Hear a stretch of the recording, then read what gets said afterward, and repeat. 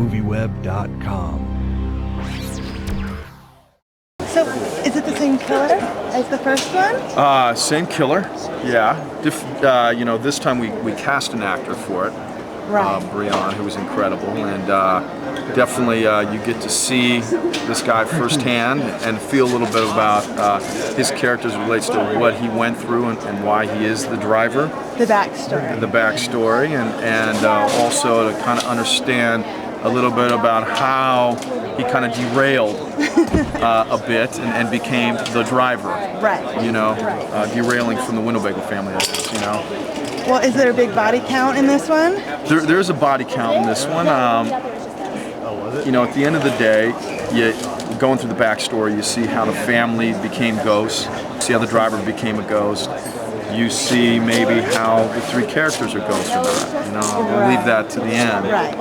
So, you know, it's a bigger body count than the first one. Well, I heard that you had a contest where a person had to be a corpse. Yes, absolutely. Have you shot that yet? We shot that yesterday. And how did that go? Fantastic, a good little scare moment there. Did he like it? He loved it. It was a guy. Yeah, it was a guy. So we gave him his coverage that he needed to say he was in it, and a nice little scare moment.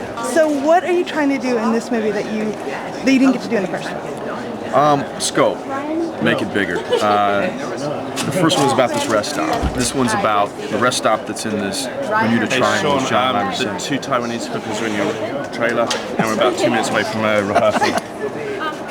But It's busy around here. yeah, it's busy around here, you know. It's our first AD, our fabulous first AD. But at the end of the day, it's opening up the triangle.